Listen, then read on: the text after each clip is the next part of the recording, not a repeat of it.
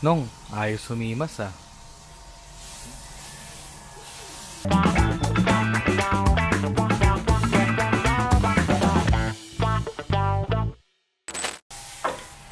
Pork binagoongan, ang dami na naman nagre-request kahit gumawa na ako nito a few months ago. Dahil mag-uuli tayo ng recipe, hanap tayo ng panibagong approach. Ang main ingredient sa pork binagoongan natin ay of course, pork tsaka bagoong. Sa pork, manap ka na ng good quality pork.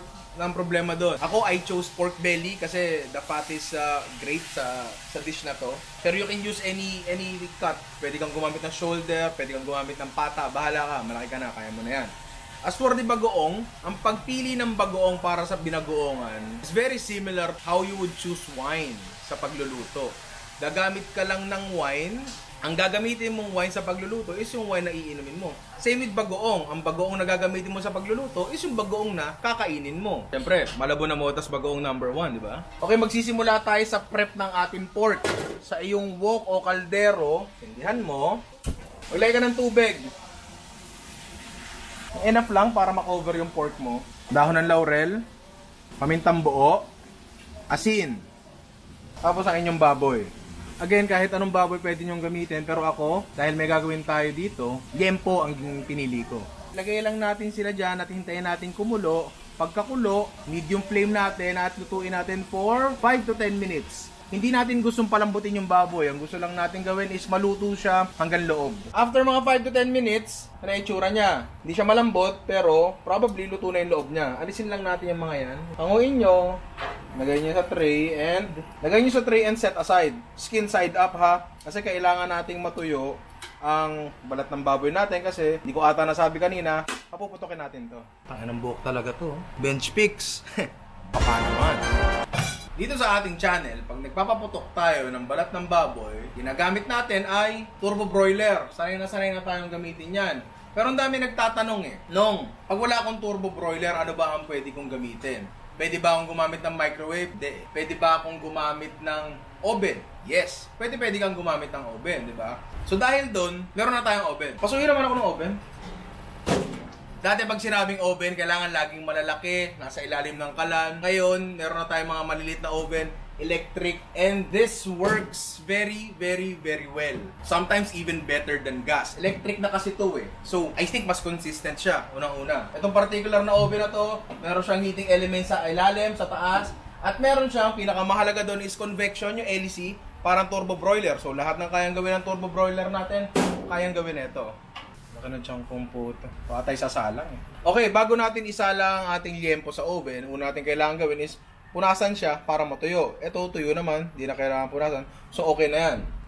Ngayon, tulad ng noong ko pang sinasabi sa turbo broiler, hindi ko kayang bigyan ng exact na oras and temperature ang pagpapatuyo ng balat natin para mapaputok. Wala talaga. I'm sorry. Iba-iba lang talaga. Lalo ngayon, gagamit tayo ng ibang equipment para magpatuyo ng balat. Mahiging iba talaga. So, what I would suggest is, galingan mo na lang. Diba? Ang galing! Ang galing! Nga, pero for our purposes dito, magsisimula tayo sa 210 degrees Celsius. Tapos, magsimula tayo ng 30 minutes. Diba? Tara na natin yung baboy natin.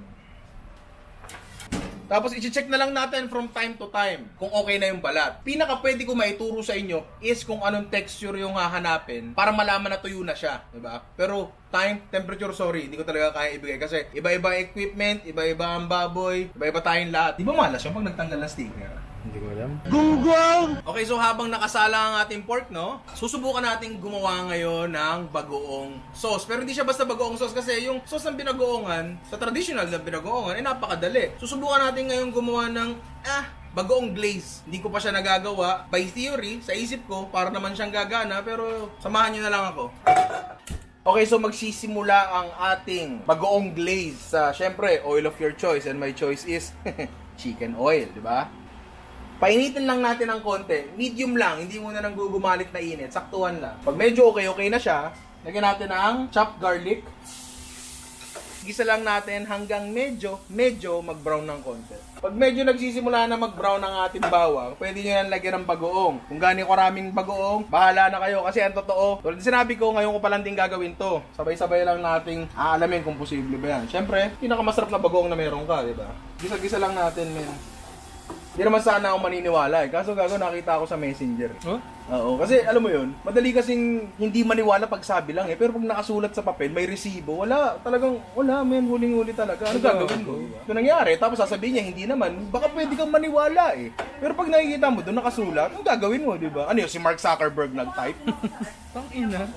So pag medyo ganyan na, ang itsura ng bagoong natin, naprito na yung alamang and tuyo na, nagmamantika na, dahil para tayong tanga, naglalagay tayo ng pork stock, yung pinagkuluan ng baboy natin kanina. Ayun na tayo, konti lang. Tapos maglalagay tayo ng brown sugar. Again, kung gaano karami, hindi ko alam. Lulusawin lang natin yung brown sugar. Pero gago, alam mo, ano talaga nagpaano sa akin doon? Saan? Yung kapatid. Oh. Tungkol napatunayan yung lahat eh. So dinagdagan lang namin to ng tubig para lang magiling ng blender namin. Kasi kung hindi, parang tanga lang yun, di ba? Gagawin natin, ipupuree lang natin siya. Wala kayo neto, wala namang problema. Pwede nyo palamigin yung mixture, tapos ilagay nyo sa normal yung blender. Tsaka nyo gilingin. Wala problema yun, men. Gamitin nyo kung anong meron kayo. O, check lang natin kung medyo na durog na ba. Hindi naman natin kailangan gawing sobrang pino kasi di naman natin magagawa yun. Pero as pino as you can. Siguro pwede na. So, eto na ang ating giniling na binlender na bagoong sauce. Ang kailangan natin gawin ngayon ay salain siya ng 2 beses sa magkaibang laki ng butas. Again, optional lang to. Pwede mo nang gawin yan straight na glaze. Pwede mo nang hindi gawin to step na to. Pero, andito na rin lang tayo eh, di ba? So, kumuha ka ng normal na salaan. Yung pansala mo ng pancit canton, di ba? Medyo malalaki yung butas ng konti niyan. Padaanin mo lang dyan yung sauce mo. Tapos, yan. Siyempre, gaganyan-ganyan mo yan. Pagkasya sa butas, pasok mo. Happy New Year! Gawin nyo pa. Yan yung lasa niyan eh. Tapos, kumuha kayo ngayon ng mas pinong salaan. Ito yung ginagamit sa mantika. Pag nagpiprito ka ng fried chicken, ganyan. Sasalain nyo dun to. Nyo. Yan, at dahil meron nga medyo malalaking fragments to ng bagoong, sasalain pa rin natin siya ng one last time dito sa ating malinis na sauce pot. Again, ito pa rin sa pinakamanipis. Dadaanin nyo siya. And theoretically, mas madali na siyang dadaan kasi nasala na natin siya. O, diba? Siyempre, kailangan niya pa rin ng tulong. Yan, pakunin yung wooden spoon. Binitawan ko yung wooden spoon.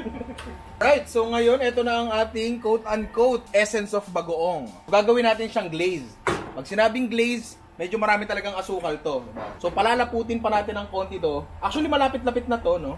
Para makuha lang natin yung lapot na hinahanap natin. Then, pagka nakuha na natin yung lapot na hinahanap natin, tsaka na lang natin siya titimplahan. So, medyo nag-reduce na ang ating bagoong glaze.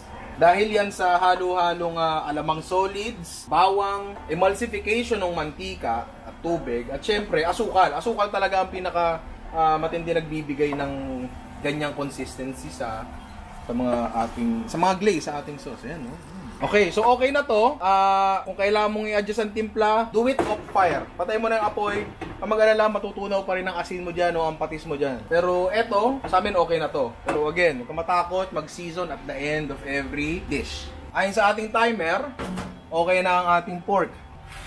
Sa oven na ginamit ko at sa settings na ginamit ko, ang total cooking time namin was 30 minutes sa unang temperature na sinet namin. I think that's 210. Tapos, another 30 minutes sa 180. Ito dapat ang hahanapin nyo dyan. Lagi ko sinasabi sa mga nagtatanong, yung texture niya ay malapit sa hard plastic. Medyo matigas, pero hindi malutong. Set aside muna natin to, then proceed tayo sa ating final vegetable prep, which is talong.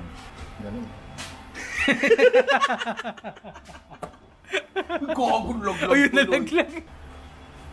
Tapos, hiwain mo siya kung roughly kung gaano kalapad ang iyong liempo.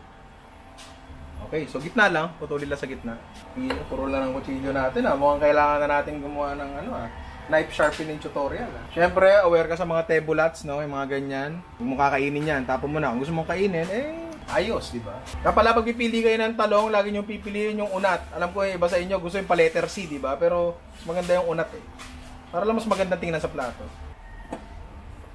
Titimplahan lang natin ang talong natin ng, syempre, asin, paminta, garlic powder na nakabaliktad.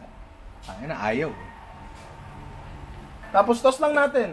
Hindi pala pwede. Kamayin mo na lang. Pwede natin ito isa lang. Sa inyong cast iron pan, maglalagay lang kayo ng, again, oil of your choice. Gusto nyo, corn oil. Pero ako, gusto ko, chicken oil.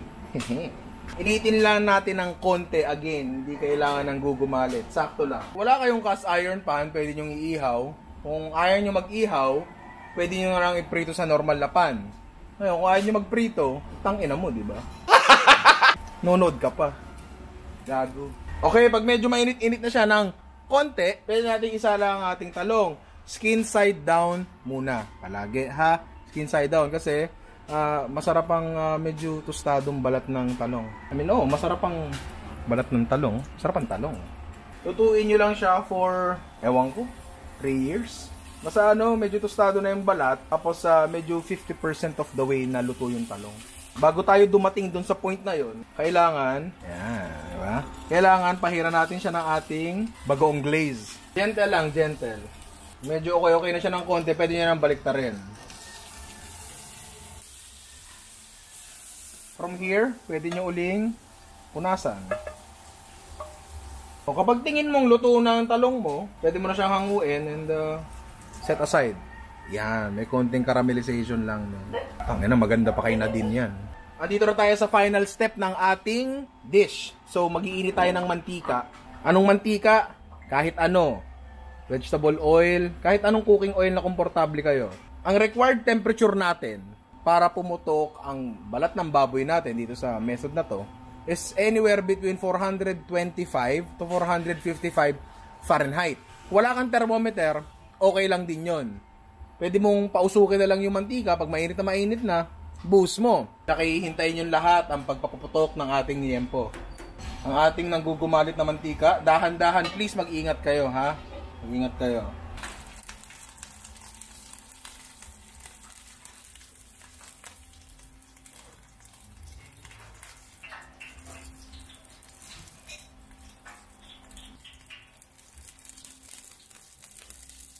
Dito pumapasok yung data nating slow-mo eh. Ooh, away. Ooh, away. So awa ng Diyos, pumutok naman ang ating liempo. Hindi naman tayo pinahiya, di ba? So ano pa naantay natin? Pero plato na, no? Bread knife pala ang pinakamagandang gamitin pag naghihiwa ng mga gantong bagay na malulutong. Iyan, focus mo agad ng init. Gago, dali mo. Dali. Montereyaki sauce na.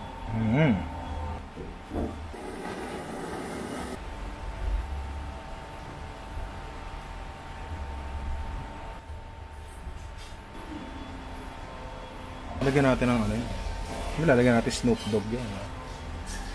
Pangit ang puta, huwag na.